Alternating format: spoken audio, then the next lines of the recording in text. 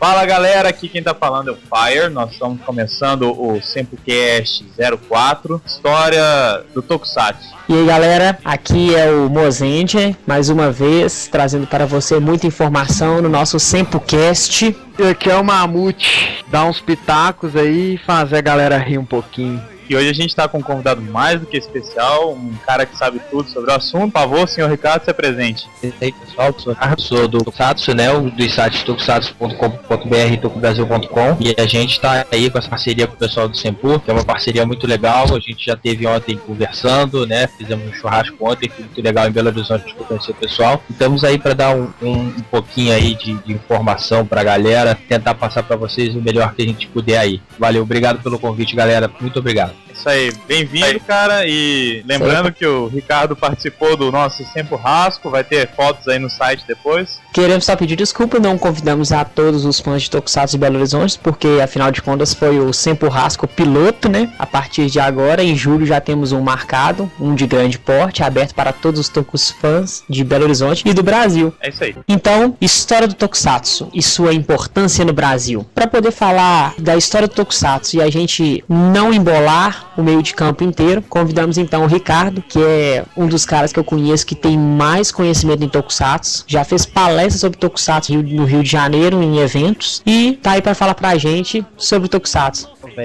Obrigado aí pelo falar que eu sou aí uma pessoa que sabe, mas eu conheço um pouquinho, né, um pouquinho que dá pra gente saber as pesquisas. Foi muito legal ter feito essa palestra que eu fiz no ano passado sobre Tokusatsu, um pouquinho da história, e a gente vai compartilhar um pouquinho hoje com o pessoal do Senpu, pessoal aí, os ouvintes da galera do Senpu, um pouquinho dessa história aí. Pessoal, antes da gente começar, é interessante a gente frisar pra todo mundo o que é o Tokusatsu, né? A palavra Tokusatsu, que a gente fala Tokusatsu, o pessoal não conhece. Então, Tokusatsu vem do termo Tokusu Koga Satsuei, tá? Que significa filme de efeitos especiais. E ao longo dos anos, o Tokusatsu se tornou uma definição para um dos gêneros de produções live action japonesas, né? Séries com atores reais, e que ganham vários tipos de categorias, definidos pelo herói que elas representam. O Ricardo, sim, eu tenho uma grande dúvida que é o seguinte: live action, a adaptação de um anime no Japão que é feito normalmente, é considerado Tokusatsu? É sim, Mozart.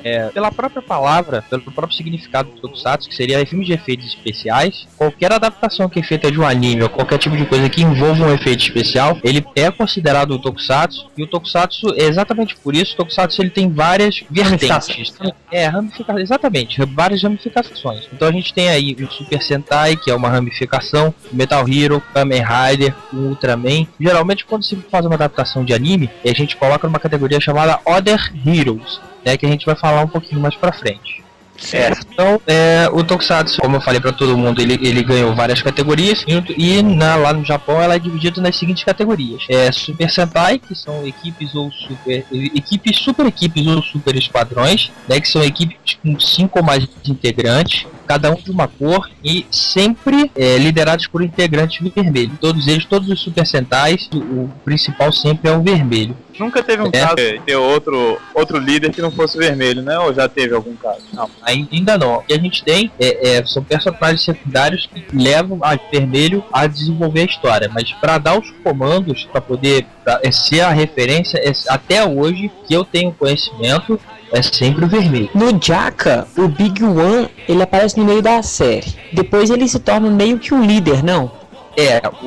Ele aparece no meio da série e realmente ele acaba conduzindo um pouco, isso é verdade. Mas mesmo assim os comandos e tudo, igual o Ricardo falou, ainda caem pro vermelho, não tem jeito. E pro pessoal que não sabe, os Sentais que foram exibidos aqui foi Gogol 5, Flashman, Changeman e Maskman. O resto, infelizmente, é adaptação de Power Ranger. A gente já cai aí numa coisa que eu lanço pra vocês aí, até a pergunta: Power Ranger é Tokusatsu ou não? Eu acho que Power Ranger é um Tokusatsu norte-americano, apesar de ser uma adaptação do Sentai. Eu, particularmente, eu acho que eu vou começar a chamar de Tokusatsu quando eles começarem a produzir lá nos Estados Unidos mesmo. Vou chamar de Tokusatsu americano. Agora, essas adaptações eu ainda não consigo considerar, não. Tem como considerar porque é uma cópia, né, cara? Só muda os artistas, tipo de malhação e tudo mais. O que você acha disso, Ricardo? É verdade, pessoal, se vocês forem parar pra pensar, é o seguinte: se você for por definição, o Power Ranger acaba entrando nessa parte de Tokusatsu sim, tá? O que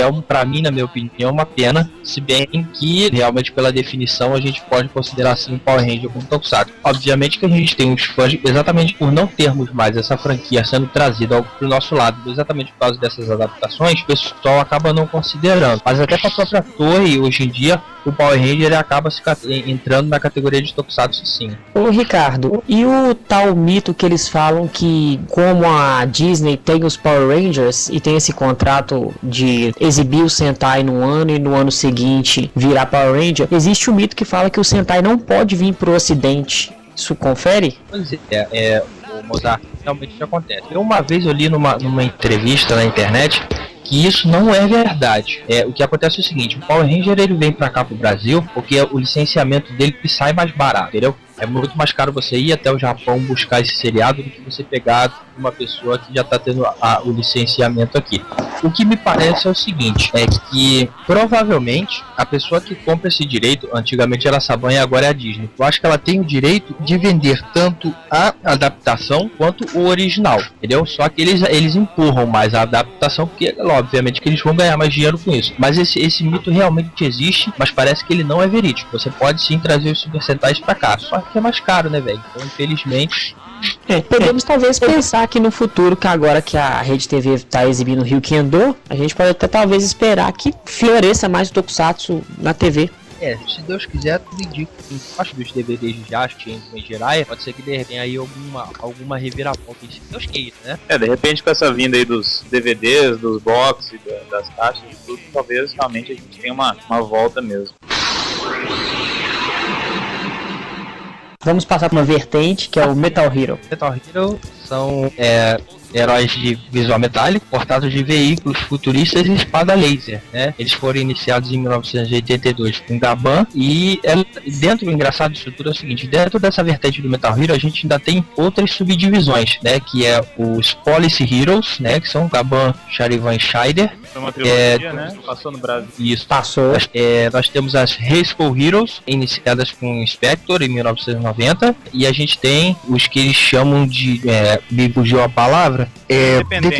Pois é. É que entra mais ou menos aí na parte de Jaspion, o Metal, ele é Pio, exatamente. É uma outra vertente que eu esqueci agora. Mas Individual Hero. Falando em Metal Hero, eu tô pensando aqui agora, cara, com esse negócio de, né, Metal Hero, serem policiais e tal. Será que o Robocop, ele é inspirado nos Metal Heroes? Pare pra pensar nisso aqui agora. Ricardo, seria Kaiketsu? Não chega a ser Kaiketsu não, cara. Se eu não conseguir lembrar aqui, eu fico devendo pra vocês e depois falo. Respondendo a pergunta do Mamute, na verdade, o Robocop, ele inspirou Giban. Giban, ele é quase todo, a fisionomia do Giban, ele é totalmente feito em cima do Robocop, entendeu, Mamute? Quer dizer, o Robocop ele não teve nada a ver com o Tokusatsu, mas o Giban, que é um Tokusatsu, ele foi mais ou menos que adaptado em cima do Robocop. É igual em Jasper, você tem o Satan Ghost, que foi adaptado em cima do Darth Vader. Então sim. Sem falar que a espada do Jason parece um sabre de luz, né, dos Jedi, mas isso aí eu não sei se é uma referência direta. E isso lembra muito a brincadeira que é feita no TokuCast 01, que fala que se você já comprou o box do velhinho verde que treinou o menino com a espada brilhante, que compra o DVD do mesmo velhinho que treinou o mesmo carinha errado com a espada de luz. Aquela brincadeira lembra muito e faz ter essa ligação com Star Wars. Passar para a próxima vertente, os Kamen Riders, que particularmente é uma das franquias que eu mais gosto.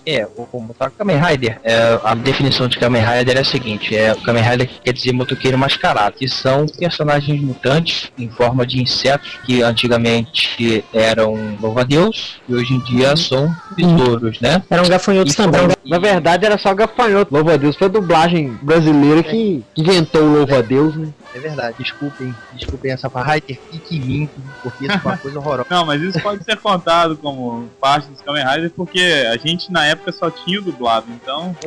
É bom que o pessoal fica sabendo. Relembra aí. Continua aí, Ricardo. A gente tem aí, essa criação do Kamen Rider foi feita pelo nosso grande Shotaro Shitomori, né? Que por sinal foi o grande criador do gênero Super Sentai e de inúmeras séries tokusatsu aí que a gente conhece, Bike Crossers, Machine Man, enfim, essas séries aí a gente teve aqui no Brasil, né? E o Kamen Rider ele é dividido em duas vertentes. A gente tem duas eras aí. A era Showa, ou Showa, depende aí, que é até 1987 com o Kamen Rider Black RX. Depois de 87 eles dão uma paradinha e retomam a franquia Kamen Rider em 2000 com o Kamen Rider Kuga. E a partir dessa era foi chamada de Era Heisei. Poderia destacar esse ano também, porque esse ano tem o Kamen Rider Decade, que é um Kamen Rider de comemoração dos 10 anos da era Heisei. Então, quem não assistiu ainda, consegue ter a presença de Kuga, Agito, Ryuk, Faiz, Blade, Hibiki, Kabuto, Den-O, Kiva e o Decade. Estamos falando de Era, Showa, Era, Heisei, mas pro povo que não conhece, eu vou só explicar, porque eu acho que é interessante todo mundo saber. O período Showa é o período que começa no ano 26, 1926, e dura até 1989. Na verdade, Showa significa período iluminado de paz. E a Era Showa é o período onde o imperador Hirohito governou o país. E a Era Heisei começa no final de 89 e início de 90, que é a era a partir da morte do imperador Hirohito, e começa o reinado de seu filho Akihito, que sucedeu o trono. Então, na verdade, o nome Era Showa e Era Heisei não tem a ver com Tokusatsu, tem a ver com a cultura japonesa dos imperadores. Ô Ricardo, você sabe por que eles deram essa grande parada aí entre 87 e 2000 nos Kamen Riders? Mas isso aí, o Mamute, o que acontece? Às vezes, isso também acontece com a próxima franquia que a gente vai falar, que é a franquia Ultraman, tá? Às vezes o seriado dele acaba um pouco desgastando, entendeu? Então você repete a fórmula, repete, e isso acaba atrapalhando, né? Você acaba perdendo força. E o que eles fazem? Geralmente eles dão um tempo. Isso aconteceu com o Ultraman e com os Kamen Riders também. Tanto que de 87 até 2000, a gente só teve alguns especiais pra televisão, alguns filmes pra televisão, que eu posso até depois pegar pra você e ver quais são. Eu sei que teve o Kamen Rider ZX, o ZO e o The First The Next. Existiram alguns especiais que passaram na televisão durante o seriado mesmo do Kamen Rider. Ele só voltou a ser exibido a partir de 2000 com Kuga, e foi uma troca, porque antes eles eram os gafanhotos, né? E a partir daí eles começam a usar um pouco mais, eles começam a fazer uma transição do gafanhoto pro besouro, tem essas coisas assim, que é o formato do Kamen Rider atual que a gente tem aí. É mais ou menos por aí. Eles deram um tempinho para não gastar essa franquia e retornaram com força total, tanto que é sucesso que tá aí até hoje. Vamos passar então para a próxima franquia, que são os Ultraman. Uma das que eu mais gosto e, por incrível que pareça, uma das que eu conheço menos. Vai lá, Ricardo. O que é Ultraman? Ultraman, ele é nada mais nada menos que um herói gigante que vem de outro planeta e usa os seres humanos como hospedeiros. A gente cai aí na velha Ultraman e vem aí de outros planetas para poder defender a Terra de alguma coisa. O Ultraman, como eu falei anteriormente, ele também deu uma paradinha. A gente tem aí para vocês as séries de Ultraman e o ano que elas tiveram, para vocês terem mais ou menos a ideia. Então a gente teve Ultra Q em 66, Ultraman que passou no Brasil em 66, Ultra Seven em 67, aí a gente tem uma paradinha até 1970 com Ultra Fight, aí a gente tem Ultraman Jack 71, Ace 72, Taro 73, Leo 74, aí a gente dá uma parada até 79 com o Ultraman, com um anime, temos Ultraman 80, aí a gente para até 89, de 80 a 89 a gente não teve Ultraman USA, 90 nós temos Ultraman Grit, 93 Power Red,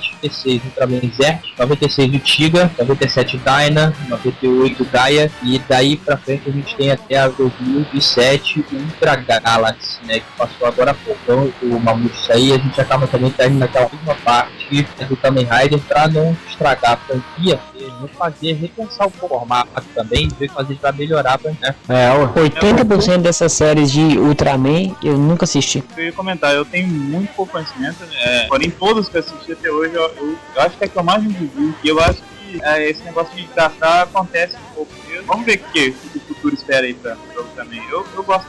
Se eu não me engano, esse ano não tem um seriado Ultraman passando, não. No ano de 2008, 2009, sinceramente não lembro, não. A última série Ultra que eu tive realmente ideia que teve foi em 2007, Ultra 7X. Remake.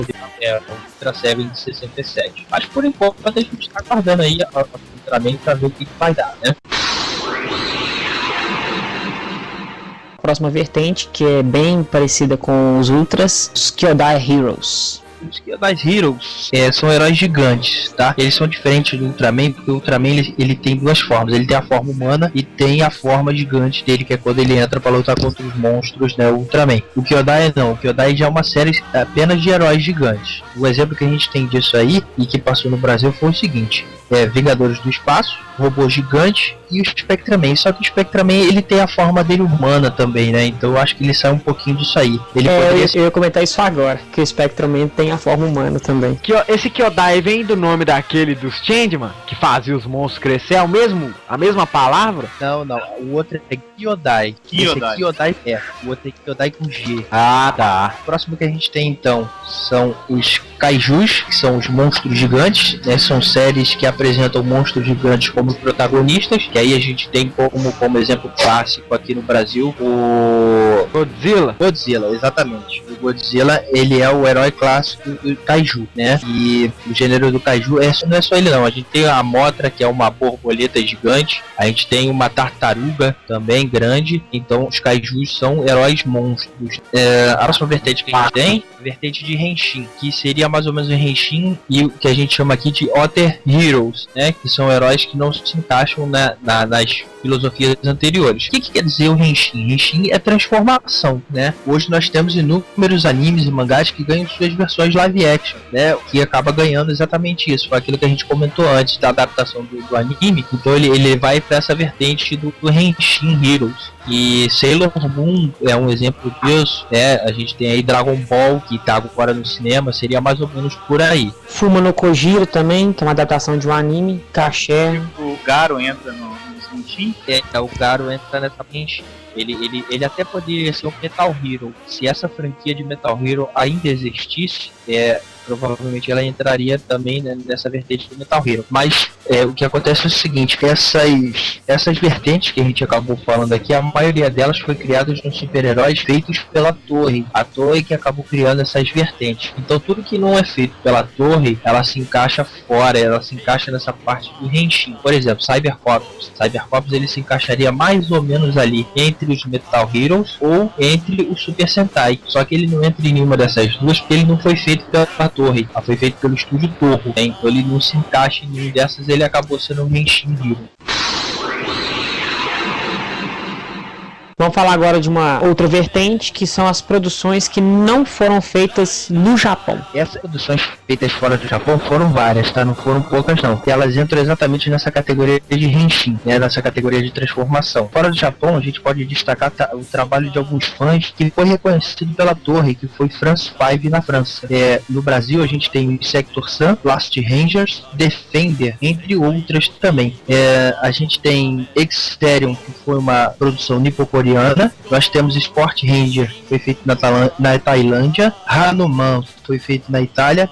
Vectorman na Coreia do Sul. Só te cortando, Ricardo, o Hanuman foi feito na Tailândia, não? Na Tailândia, não foi isso que eu falei? Não, você falou Itália. Ah, perdão, é na Tailândia. E temos Galactic Knight, que foi feito na Coreia do Norte, velho, entre muitos outros. Então, quer dizer, o Tokusatsu ele tá aí pelo mundo agora, só que eles não entram, eles entram mais ou menos na categoria do Power Ranger, que seria na Henshin, heróis de transformação. Lembrando também que anteriormente esse mesmo Ricardo colocou a enquete lá se Power Rangers se encaixa em Tokusatsu e falou que não, e o Fire mesmo disse que não encaixava porque era uma adaptação. Então essas outras séries podem se considerar Tokusatsu porque elas não são adaptações. Na verdade, quer dizer, não são uma cópia descarada que nem Power Rangers é. É verdade. Pegando um gancho nisso aí que vocês estão falando sobre as produções fora do Japão, você tava falando de Dragon Ball, você lembra, Ricardo? Tem um Dragon Ball, o pessoal tá achando que esse filme do Dragon Ball que vai sair agora é o primeiro, mas ele não é o primeiro não. Teve um filme do Dragon Ball que foi gravado em 1989 nas Filipinas e em Taiwan. É um filme muito trash, cara, quando o Goku ainda tinha rabinho e tudo mais. Inclusive a sala do Senpu até exibe ele, que eu consegui arrumar esse filme. Quero assistir isso aí depois, tem que dar um jeito. Isso é muito trash, relíquia. É relíquia, e é só de gente, é livezão mesmo. Essa eu quero assistir. Essa aí o Senpu vai me arranjar pra eu assistir. Vamos sim, pode deixar que quando você vier aqui em julho já vai ter um DVD gravado pra você. A única coisa ruim é que o filme tá dublado em inglês e com legenda em português. É mó engraçado essa falando, Hey Monkey Boy! O nome do Goku é Monkey Boy.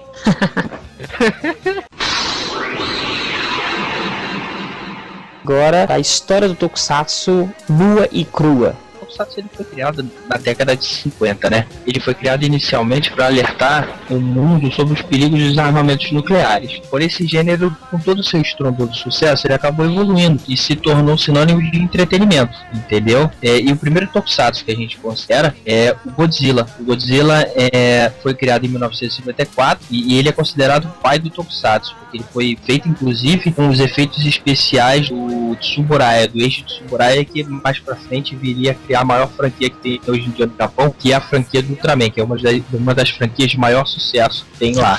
Apesar que, cara, eu sempre achava que o Godzilla era um vilãozão que chegava e destruía tudo. Pois é, rapaz, o Godzilla, a história do Godzilla, ela começa assim, ele era um cavalo no lago e que ele foi apertado exatamente por uma bomba, a alerta ao mundo sobre a bomba atômica de Hiroshima e Nagasaki. E só que depois, cara, ele passa, sei lá o que acontece com ele direito, eu não lembro direito o que acontece no filme, mas ele começa a destruir a cidade, mas eu não sei se é o que acontece, que depois ele passa a defender a cidade de outras coisas, né? Então foi por isso que ele foi considerado o primeiro super-herói, o primeiro Tokusatsu, o primeiro herói de Tokusatsu que a gente tem.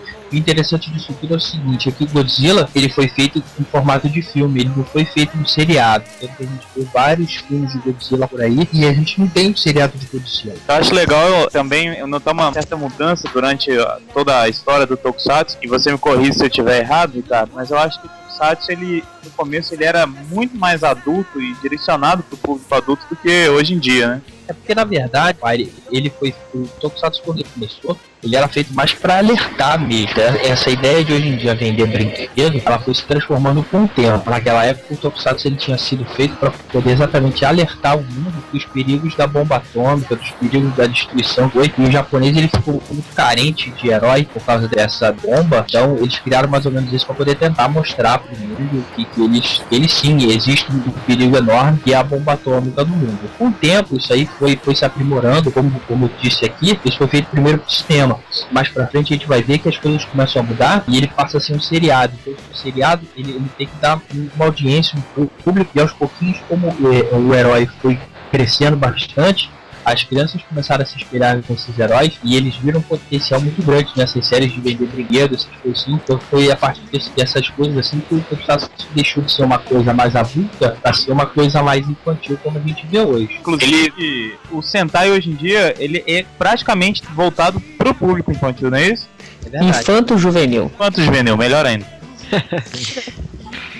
Porque também temos séries que Kamen Rider não é voltado tanto para criança, é voltado mais para adolescente. Os Sentai sim, eu acredito que os Sentai são voltados especificamente para crianças. Mas sabe o que é engraçado disso tudo, Moço? É o seguinte, o Kamen Rider, ele tá sendo voltado pro público adulto, mas ele tá focando ultimamente o público feminino, porque se você parar pra perceber, os Kamen Riders hoje em dia são modelos, são pessoas bonitas, então o Kamen Rider ele tá deixando de ser uma coisa também mais pros homens ou pras crianças e tá querendo buscar também esse público feminino. Que isso, cara? O Decade tem cara de Mobral. Mas pelo padrão de beleza masculino japonês, ele é top. Isso vai depender muito do ponto de vista, cara. É muito pessoal isso. Aí você tem que fazer emo, né, velho? Falar em emo, velho, todos os japoneses usam corte emo. Esse corte devia existir lá muito antes de existir o emo, viu? Então eles não podem ser chamados de emo. Então, Ricardo, já falamos do início, já falamos dos heróis, mas como tudo começou, quem foi o precursor? Foi realmente o Godzilla, oficialmente? Bom, o Godzilla, ele, como a gente tava falando, o Godzilla ele foi feito pro cinema, né? O primeiro super-herói japonês que a gente tem relato mesmo, ele foi feito em 1957 e foi o herói chamado Super Giant, Super Giante, com termo no final, que é o seguinte, eu vou dar um spoilerzinho dele aqui. Ele é advindo do cometa Esmeralda. O Super Gigante foi enviado à Terra para alertar os seres humanos sobre os perigos da bomba de hidrogênio. Olha só, mais uma vez a bomba atômica sendo falada aí. Ele aproveita também para defender o nosso planeta de sociedades secretas, malignas e invasores espaciais. Então, quer dizer, a gente vê mais ou menos, mais uma vez, que o Japão tenta alertar o mundo sobre o perigo da bomba atômica. Essa série ela foi produzida entre 57 e 59, contou com 9 filmes e 6 histórias diferentes. Ele é realmente considerado o primeiro super-herói japonês. Como que era a roupa dele? Mas a roupa dele era uma roupa branca, se não me engano, e ele tinha, o capacete dele tinha, você lembra aquele barão, aquele desenho do Corrida Maluca que tinha o Dick Vigarista? Lembro. O Vigarista, se eu não me engano, atrás do capacete dele tinha um lenço. Se o pessoal procurar fotos aí, eu acho que eles vão achar ele parecido também com os Umpa-Lumpas da Fantástica Fábrica de Chocolate. Mas enfim, vamos lá. E aqui no Brasil, a gente teve algum desses heróis antigões? Rapaz, a gente teve sim, a gente teve 66, a gente teve aqui, lançando na nossa tela aqui, a gente teve o National Kid. O National Kid, ele foi criado no Japão para divulgar a marca de televisões nacional. E aqui no Brasil foi o primeiro super-herói, o primeiro tokusatsu que passou, foi o National Kid, que provavelmente o seu pai, Mozart, tem certeza que assistiu isso aí. Meu pai tem o DVD National Kid contra os Venusianos, aquele filme. Incas venusianos. DVD ou VHS? DVD, né? Porque hoje em dia, com a inclusão digital, as pessoas pegam o VHS e passam para DVD. Ah, só. Não é porque eu achei que ele tinha VHS, porque ele podia ter gravado da televisão, ele era Não, mesmo de não. fazer isso. O Ultraman Hayata, ele tem em VHS. Ele tem 4 VHS. Certo, continuando. Bom, além de National Kid, a gente tem o Ultraman Hayata também, que passou em 1966 no Japão. Aqui chegou um pouquinho depois, né, na TV Tupi. Mas aí a gente teve também, nessa lista de heróis antigos, a gente teve Ultra Q, passou aqui, Ultra Seven, Robô Gigante, Vingadores do Espaço, Príncipe Dinossauro. Quer dizer, a gente teve muita coisa antiga passando aqui, na década de 60 e 70. Esse Ultra Q, eu não lembro dele, ele passou aqui realmente? A Ultra Q passou, foi o super-herói que passou aqui. Primeiro o Ultraman, na verdade, foi o Ultra Q, antes da Menzão, que a gente conhece aqui. E o Ultra Q ele chegou a passar na rede Tupi. Ah, tá. Então, Nem era nascido ainda. Rede Tupi. e quem que é o pai de tudo, Ricardo? Bom, a gente tem o pai do Godzilla, né? Quer dizer, o pai dos efeitos especiais do Godzilla, a gente tem aqui o nosso grande Eiji Tsuburaya, depois veio a franquia do Ultraman. Mas o que a gente considera, assim, de grande criador do Tokusatsu é um cara chamado Gaka Shotari Shinomori. Ele que fez o Kamen Rider, né? Criou a franquia Kamen Rider, ele criou aí a franquia dos Super Sentais e criou alguns heróis aí. O Shotari Shinomori, geralmente, ele era chamado pra tapar buraco. Como ele tinha umas criações meio doidas assim, ele era chamado para tapar buraco. Um exemplo disso que eu vou dar para vocês foi o Machine Man, que foi feito às pressas para tapar um buraco entre Scheider e Jasper, um espaço muito grande. Então eles pediram pro Shotaro criar um herói para poder pegar essa época. Ele pegou o Machine Man e criou o Machine Man para televisão. Para então, que fosse um intervalo entre os dois heróis, eles seriam para segurar a audiência, mais ou menos isso? Exatamente. E naquela época o Scheider ele acabou antes do tempo. Parece que Scheider tinha mais alguns episódios previstos. E como eles iam fazer uma renovação da franquia, então eles tiveram um maior de criar o Jasper. E nesse meio tempo, para a televisão não ficar sem nenhum herói, e lá no Japão é muito difícil eles reexibirem alguma série, reprisar, né? Então o Shotari Shinomori criou Machine Man e botou no ar. Não, eu vejo mais triste do que eu achava, porque eu gosto muito de Machine Man, só que eu acho a história muito fraquinha. Eu não vejo uma reciclagem de episódios, não vejo o motivo pra ficar te segurando pra assistir. Gosto muito de Machine Man, mas não é uma série muito boa, não. Então agora, você me contando isso me revelou, me deixou muito triste. Pra tapar buraco e segurar a audiência, né? Então você não tem renovação de monstro. O orçamento ele é baixo, exatamente porque é uma série que não tem muitos episódios, né? Você para aí, mas também para com 30 e poucos episódios. Então você vê que realmente foi só pra tapar um buraco ali mesmo.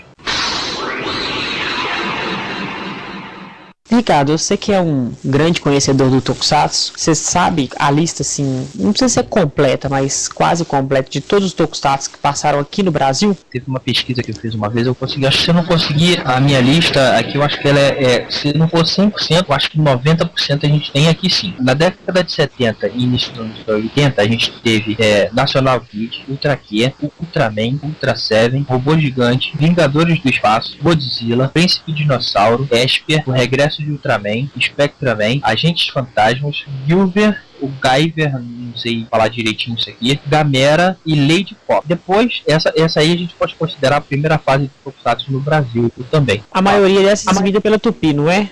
A maioria é entre a Tupi e a Rede Record. A segunda, a gente teve muito mais seriados exibidos, né? Vai final da década de 80 e início dos anos 90.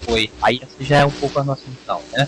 O Jasper, Changeman, Alder, Spectre, Spilvan, Black Kamen Rider, Soul Brain, RX, Flashman, Giban, Jiraiya, Machine Man, Cybercop, Gaban, Maskman, Charivan, Shider, Lion Man, Poderoso Lion Man, que seria o Lion Man branco, Google 5, né? Não é Google 5, que existe Google 5 e Google 5, o Google 5 não para o Brasil, Pycrossers, Patrine e Ultraman Tiga. E agora, Ryukendo. Graças a Deus. Eu não acreditei. Falei, não, o Ryukendo não vai estrear. E tá estreando. E segunda-feira, dia 13, agora já estamos assistindo. Provavelmente, quando vocês escutarem a gravação do Cebucast, já vai ter passado 5 episódios de Ryukendo. Eu não vou poder assistir nem na terça e nem na quinta. Olha que beleza. Fazer pra gravar, velho. Eu vou chegar todo dia atrasado na aula só pra assistir. Já que a gente tá falando do Ryukendo e Tokusatsu atuais, o que vocês acham que vai ser o futuro do Tokusatsu no Brasil? Bom, velho, é o seguinte, eu acho que se o Ryukendo, né, depende do que a galera achar melhor aí, fizer sucesso, eu acho que tem tudo aí pra gente dar uma explodida nisso aí. Os DVDs de Jasper Changeman e Jiraiya estão aí também pra provar isso. O Anime Friends desse ano vai ser, eu posso adiantar pra vocês, de 80 a 90% aí de Tokusatsu. Então eu acredito que esse ano pra gente aí, se Deus quiser, por muito tempo, a galera aí vai curtir Tokusatsu. E eu tenho certeza que vai dar tudo certo. Eu tô apostando muito no Ryukendo. Tô falando com todo mundo que eu conheço que não sabe o que é Tokusatsu pra assistir que a série é boa. Porque a Rede TV tem que ter audiência. Porque eu acredito que se a Rede TV tiver audiência, ela vai comprar mais Tokusatsu. Alguém tem que herdar o legado que a Manchete deixou, né? Eu acho que também com esses DVDs novos aí, tudo vai dar uma levantada na moral do Tokusatsu aqui no Brasil. Vai trazer nostalgia demais. Eu já escutei comentários. Quando eu comento com o pessoal que vai lançar o DVD, o box e a lata do Jaspion, que são a primeira que vai ser vendida, o pessoal fica doido e fala assim, não, eu vou comprar porque eu adoro o Jaspion, eu adoro o Jaspion. E quem sabe isso estimula o pessoal a pegar séries novas. E não só o pessoal fã de Tokusatsu, né? O pessoal que assistiu na época e mais novo e tudo, fica com vontade de assistir de novo. Agora eu torcer pro Tokusatsu voltar a televisão com força total. A gente variar um pouco das séries norte-americanas, né, que dominam o mundo, ver algo diferente, que são os Tokusatsu, tirar da cabeça que isso é só coisa pra criança e etc. Dá uma variada mesmo, né? Ué. Bom, galera, se a gente fosse ficar falando sobre a história toda, eu acho que a gente ia gastar umas 4 horas ou mais, né? E agora com vocês, a parte mais divertida do nosso Sempocast. Não se deprima, com o Senhor Mamute. Então vamos lá, já que o nosso amigo lá exigiu 2 piadas, eu vou contar 2 piadas então. Primeira, eu vou contar uma piada do Joãozinho. Quem que não curte uma piadinha do Joãozinho, não é? É isso aí. Então vamos lá. A professora chega pro Joãozinho e pergunta: Joãozinho, qual o seu problema? Aí ele todo triste, né? Ele, professor, eu sou muito inteligente pra estar no primeiro ano. Minha irmã tá no terceiro ano, eu sou mais inteligente do que ela. Eu quero ir pro terceiro ano também. A professora, né, viu que não ia conseguir fazer a cabeça dele e manda ele pra diretoria. Enquanto ele espera lá na antessala, a professora explica, né, o que tava pegando pro diretor. Aí o diretor fala pra ela fazer um teste com o Joãozinho, né? Aí o diretor falou, Joãozinho não vai conseguir passar nesses testes não, faz uns testes lá com ele vai ver que não vai estar apto pra ir pro terceiro ano e ele leva ferro. Aí ela, então beleza, né? Aí ela chamou o Joãozinho e explica com ele que vai fazer um teste para ver se ele realmente tá apto pra ir pro terceiro ano. Aí o diretor pergunta pro Joãozinho, Joãozinho, quanto é 3 vezes 3? 9. Joãozinho, quanto é 6 vezes 6? 36. Aí o diretor continua, né, fazendo aquele tanto de pergunta que um aluno de terceiro ano tem que saber. E Joãozinho não erra nenhuma. O diretor então fala pra professora, acho que vamos ter que colocar ele no terceiro ano, viu? Aí ela falou, posso fazer algumas perguntas pro Joãozinho também? E o diretor falou, pode, vai lá. Aí a professora perguntou, Joãozinho, o que é que a vaca tem 4 e eu só tenho 2? Joãozinho pensa rapidinho e responde, pernas. Ela faz outra pergunta, Joãozinho, o que é que há nas suas calças que não há nas minhas? O diretor regala os olhos, né? Mas ele não tem tempo de interromper e o Joãozinho responde: bolsos, mais uma. Joãozinho, que na mulher entra na frente e no homem só pode entrar atrás. Estupefato com os questionamentos, o diretor prende a respiração. A letra M, responde o garoto. A professora continua a arguição. Onde é que a mulher tem cabelo mais enrolado? Na África, responde Joãozinho de primeira. Joãozinho, por que entra duro e sai mole pingando? O diretor vai ficando apavorado, né? E o Joãozinho responde: o macarrão na panela. E a professora não para. Joãozinho, o que é que começa com B, tem C no meio, termina com A e para ser usado é preciso abrir as pernas. O diretor fica paralisado. E Joãozinho responde: a bicicleta. E a professora insiste: Joãozinho, qual o monossílabo tônico que começa com a letra C, termina com a letra U e que às vezes está sujo e outras vezes está limpo? O diretor começa a suar frio. Mas o Joãozinho responde: é o céu, professora. A professora não desiste. Joãozinho, o que é que começa com C, tem só 2 letras, um buraco no meio e eu já dei pra várias pessoas. O diretor quase desmaia. Joãozinho firme: CD, professora. Ali. Aí não mais. Deixa eu terminar. Aí não mais. Só um minuto. Aí, né, não mais se aguentando, o diretor interrompe, respira e aliviado diz pra professora: põe esse moleque como diretor dessa escola, porque eu mesmo já tinha errado todas.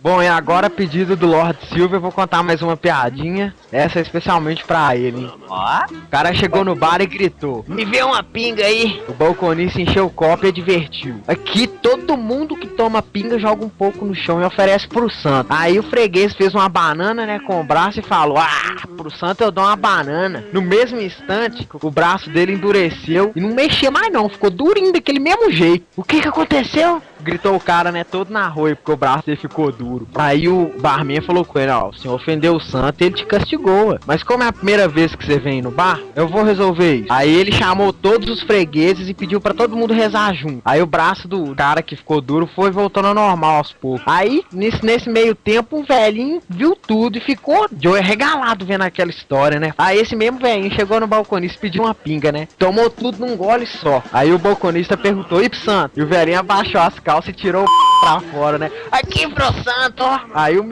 dele endureceu na hora, né? Aí o velhinho tirou o 3/8 e gritou: se alguém rezar aqui, leva bala.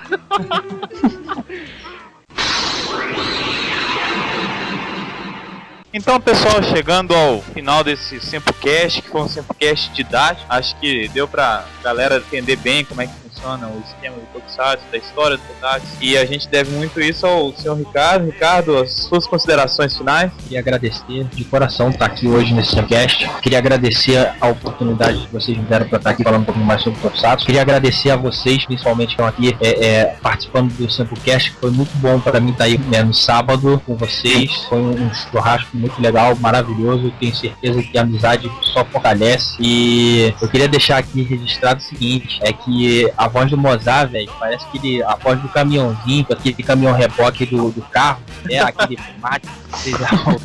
Inclusive, eu achava que o Mozart tinha dublado ele, velho. Eu sou famoso, é porque eu não revelei quais são as minhas outras profissões, não. Na edição a gente vai colocar uma vozinha do cara. Isso aí realmente merece. Eita, nós! Ê, lasqueira! Tratou o bicho tão burro! Eu vou te contar, amigão. Melhor que isso, só 2 isso. Bom, pessoal, muito obrigado pela oportunidade. Sucesso ao Sempocast, sucesso ao Saitanpur. E é isso aí, galera. Muito obrigado mesmo. Valeu, até mais. Obrigado, Ricardo, por ter vindo aí e ter participado tanto do churrasco como do Sempocast. Foi muito boa a sua presença, ajudou a gente muito. Você já está convidado para podcasts futuros. É isso. Mozart?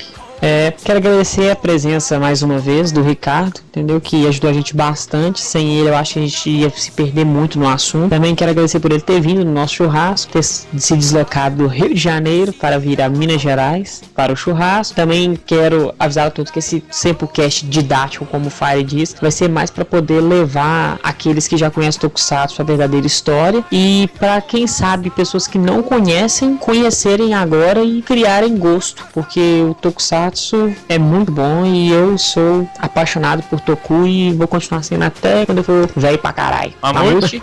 Eu quero agradecer a todo mundo que tá ouvindo. Quero pedir pro pessoal ajudar a gente a divulgar. Tem o pessoal comentando, agradecendo, pedindo pra colocar isso, corrigindo aquilo. Tá muito legal a participação do pessoal e a gente quer que só aumenta. Que você fala pro seu amigo que pega aquele busão lotado todo dia pra ir pro serviço, baixa o Sempocast, manda ele no MP3 e vai ouvindo o Sempocast, o TokuCast, entendeu? A galera divulgar aí nosso Sempocast que ajuda muito também. Quem tiver gostando, né? E eu quero também, só dando um adendo que eu esqueci, a rádio, o pessoal continuar escutando a rádio, que só tá crescendo. O Ricardo cuida muito bem da rádio, colocando músicas e conforme for, o mais breve possível, vamos ter locução ao vivo também. Além do Nipocast, TokuCast e Sempocast. Botar também toma conta lá da rádio, mas eu queria lançar uma campanha aqui, que vocês disseram no primeiro Sempocast, que vocês tinham um jornalzinho na Magueiras, então eu tô lançando a campanha aqui, Volta na Magueiras. Eu queria que esse jornalzinho voltasse a circular aí em Belo Horizonte, viu? Cara, esse é um sonho. Vamos ver o que acontece. O pessoal não deu valor na época. Vamos ver, né? Não, Mamute? Ah, é. Engraçado, cara. O Namagaderaço surgiu como uma brincadeira mesmo, velho. A gente até ia colocar o nome do jornalzinho de Gyodai, só que a gente lembrou que tinha a revista Gyodai. Então eu falei assim, não, vamos colocar o nome de Gyodai, não. Qual que é o outro monstro que a gente pode lembrar que é legal? Namagaderaço, vai ele mesmo. Moda desenterrou o Namagaderaço.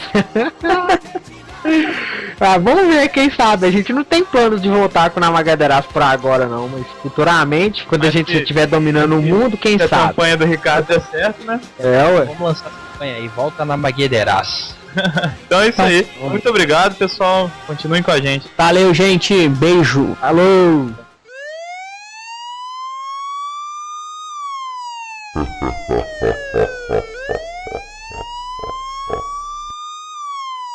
Fala galera, a gente tem uma surpresa aqui nesse Sempocast e eu trouxe alguém muito especial, um convidado de honra aqui, que é o senhor Luiz, meu pai. Se apresenta aí, pai. Oi pessoal, meu nome é Luiz também e eu moro no Rio de Janeiro. Bem-vindo. Meu pai que é um cara da velha guarda aí do Tokusatsu, ele que assistiu algumas séries. Eu queria perguntar, qual foram as séries japonesas que você assistiu, pai? Bom, eu nasci em 62, né? Tenho 47 anos. Não parece? E... Não parece.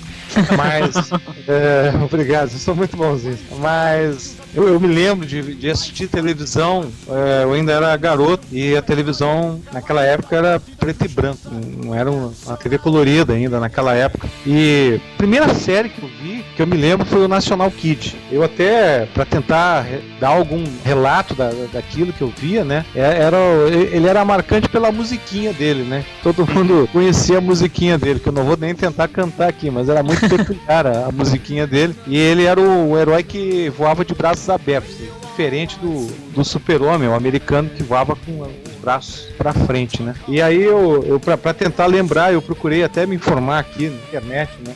E é exatamente isso mesmo, que eu vi. E começava assim, a série, né? O episódio era mais rápido que os aviões a jato, mais forte que o aço, o invencível super-herói, cavaleiro da paz e da justiça, National Kid. E aí entrava a musiquinha. Nossa, isso na época devia ser... Era. E eu era guri, eu ficava tentando imaginar como é que aquele cara voava, né? Luiz, você tinha quantos anos quando você assistiu o National Kid? Olha, eu devia ter ali, são as lembranças que eu tenho ali, eu devia ter uns 4 anos. Né? Nossa. Pelo menos 4 anos. Eu devia assistir aquilo, televisão não era uma Na diversão. Tupi? Na Tupi. Não existia ainda essas grandes redes de hoje, como estão organizadas, né? Mas não era também o divertimento nosso permanente, como é hoje. Naquela época a gente brincava mais na rua. Então a televisão era um evento que de vez em quando a gente assistia. E os outros que eu me lembro, pouco depois, que eram um pouco mais modernos do que o National Kid, era o Ultraman e o Ultra Seven. Primeiro o Ultraman e depois o Ultra Seven. Esses foram os 3 que eu me lembro. E que eu tenho mais lembrança, que me identificava mais como um herói, que me prendia mais atenção, era o Ultraman. E depois o Ultra Seven eu já via que era uma tentativa talvez de continuação, ou de cópia, ou tentativa de continuar com a fórmula, né, do seriado. A gente tem Ultraman, a família Ultraman, ela vai até os dias de hoje. Ela tem herói aí para mais de 30 anos. Então podemos dizer que a sua preferida era o Ultraman. O que chamava atenção na série? Na série, que eu achava muito estranho, como é que o herói que era daquela patrulha lá que tinha lá, que combatia aqueles monstros, né? Como é que aquele homem, aquele rapaz, ele conseguia ficar daquele tamanho? Né? ele tinha que crescer, ficar enorme pra combater o monstro que era daquele tamanho enorme, né? Então, o mistério era, pô, mas como é que o cara consegue ficar desse tamanho, entendeu? E depois como é que ele volta, né? Então, tinha um gap, né, ali no seriado, que de repente ele virava aquele monstro gigante, aquele herói gigante pra combater o monstro que tinha o mesmo tamanho que ele. E era o que mais me realmente prendia atenção. E aí a gente sabia que ele ia lutar, ele ia apanhar um pouco primeiro, mas no final a gente sabia que ele ia vencer aquele monstro, entendeu? Mais terrível que fosse. Mas, ô Luiz, você lembra de outras séries, por exemplo, como Robô Gigante, Príncipe Dinossauro, Spectroman? Essas séries eu lembro muito vagamente. Eu já não... Como é que eu vou te dizer? Elas já não... elas não faziam mais parte desse meu dia a dia, entendeu? Até para que vocês entendam um pouquinho, a infância da minha geração, ela não ficou tão presa dentro de casa. A gente tinha mais possibilidade de brincar na rua, de jogar bola, enfim, outras brincadeiras, né, que a gente tinha. O nosso horário escolar não era tão tomado como é hoje, né? Então a gente ia para a escola em algum período, né, ou pela manhã ou pela tarde, e no outro período a gente brincava, a gente jogava bola, andava de bicicleta, tinha mais essa interação na rua, né? O que hoje se faz pela internet, com as redes de relacionamento, enfim, de tudo, a gente fazia isso pessoalmente. A internet é uma coisa que a gente nem sonhava que existiria ainda, né? Eu lembro que um pouco que eu vivi dessa época, claro que foi bem depois, né? Mas assim, a gente via os episódios e saía na rua pra imitar os episódios, né? Ah, não, isso sim. No meu caso, que era o do Ultraman, as brincadeiras eram imitando as lutas do Ultraman, entendeu? Aquela mão cruzada, né? Assim, um na frente do outro lançando raio, né? Fazia uma mão perpendicular à outra, né? Uma na vertical e a outra na horizontal, cruzava e dali saiu o raio. Então a gente brincava muitas vezes imitando o Ultraman. Um pouco mais evoluído, eu acredito que a minha geração, que a gente já teve mais privilégio, que a gente já tinha brinquedos. Então eu tinha a máscara e a espadinha dos Changeman e ficava brincando com os meus amiguinhos com a espadinha e a máscara do Changeman. E eu ficava feliz porque quando eu ganhei a do Change Dragon e todo mundo ganhava do Griffon ou do Pegasus. Então eu sempre falava que eu já era o líder. Eu conheci um cara que vocês conhecem que era fanático do Changeman, né? Em outros podcasts eu posso contar aquela história da televisão. Pode. Essa é só no futuro. Ô Luiz Pai. Pois não. Deixa eu te perguntar, naquela época, aqueles efeitos especiais deveriam ser uma maravilha, né? A criatividade de quem fazia esses efeitos especiais, ela era muito mais exigida no aspecto manufatura, né? Eu também assisti muito e adorava, e ainda hoje procuro, né? Não sei se vocês também devem conhecer os Thunderbirds. Os Thunderbirds são bonequinhos. Aqueles bonecos que são movidos com linhas, como marionetes. Hoje, graças à internet, enfim, outros meios, a gente consegue os bastidores, né? E como eles eram feitos. Então, para você ver que a criatividade das pessoas e eu diria que assim, com uma extrema vontade de fazer aquilo por amor, a levar diversão, entretenimento, isso tinha que colocar a pessoa em movimento, o corpo, a mente toda para funcionar, para fazer viver aqueles personagens, né? É muito interessante. Muito similar a isso também são os filmes do Star Wars da década de 70. Você vê que é um efeito especial bem precário, só que até hoje faz sucesso e é reconhecido. São cults, né? Então, cults é a melhor palavra pra dizer. Aí é incrível. Inclusive, a minha profissão, talvez uma das coisas que tenha me ajudado, assim, era o dos Thunderbirds, no caso, né? Era querer ser piloto, né? Então aquilo ali também é uma coisa que sempre me remete àquele. E eu conheço colegas também que foram pilotos porque eram fanáticos pelos Thunderbirds também, né? Então, não exatamente que tenha sido tudo isso que os levou, mas foram coisas que influenciaram na minha geração. Ajudou. Certo, pai. Sobre os heróis atuais, o que você acha dos heróis atuais? Olha só, os heróis atuais, aí um pouco distante da linha da qual vocês atuam nisso aí, tem de todo tipo, né? Você vê, por exemplo, o Batman, que é um dos meus heróis preferidos, né? Ele passou por várias versões, um ou outro tentou fazer uma coisa mais hilária, outro mais descontraído e tal. Pra mim, o personagem é um herói sinistro, né? Com uma dor interior muito forte, né? E isso, talvez, o último e penúltimo tenham conseguido perto disso. Apesar de que eu vejo que o excesso de tecnologia empregada pelo herói, que acompanha os tempos, esse excesso de tecnologia é um pouco que ofusque, na realidade, o herói. Então, não vejo que a tecnologia, o excesso de parafernálias vai elevar o herói. Pelo contrário. Mas eu vejo que tem heróis e mais heróis que tentam traduzir de alguma forma os nossos sonhos, né? Nosso sonho de querer alguma coisa, de querer vencer os problemas do dia a dia. Então, eles fazem com que a gente viva junto com ele aquela aventura dentro de uma sala, por exemplo, de um cinema, onde a gente entra numa catarse ali, né? E viva naqueles momentos ali. É muito interessante. Bom, pra finalizar, eu queria fazer uma pergunta pessoal. O que você acha de ter criado um filho, um cara barbado, pra assistir série de bonequinho japonês?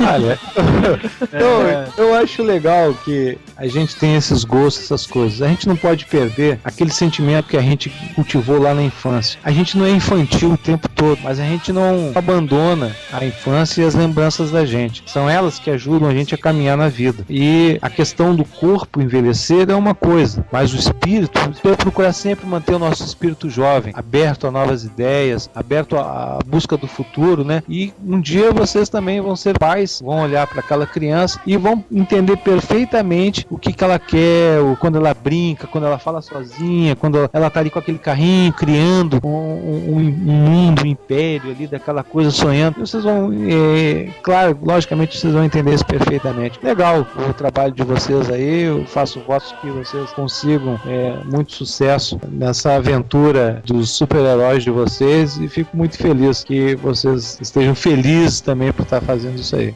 Obrigadão. Valeu, Luiz. Essa foi quase uma injeção de ânimo Pra todos nós, né? Se existir alguém desmotivado, ou então fala assim, vou parar com isso, isso é coisa de criança, eu já tô muito velho pra ficar mexendo com um herói japonês. Então foi mais que uma injeção de ânimo, foi pra gente prestar atenção e saber que temos que continuar nesse caminho mesmo, se a gente gosta. É isso aí. Eu quero parabenizar o seu Luiz, porque a gente tem amigos, às vezes até mais novos que a gente, que são um bando disso que a gente faz. Aí chega aí chega você aí, dá essa injeção de ânimo na gente, uma pessoa já madura. Muito obrigado. Obrigado a vocês. É isso aí, brigadão, pai. Você já tá convidado para os próximos aí no futuro. Mas antes de despedir, eu queria deixar o seguinte, eu chamo o meu filho Luiz de Luizinho. A vida toda eu vou chamar ele de Luizinho. A vida toda ele vai ser o meu Luizinho, entendeu? Mas que não adianta ele ficar puxando meu saco aí, que eu não vou aumentar a mesada não. Fica tranquilo. Droga, galera, cancela a entrevista. É isso aí, galera. Vamos encerrar por aqui. Espero que vocês tenham gostado. Muito obrigado. Valeu, galera. Obrigado, Valeu. Luiz. Valeu, gente. Valeu.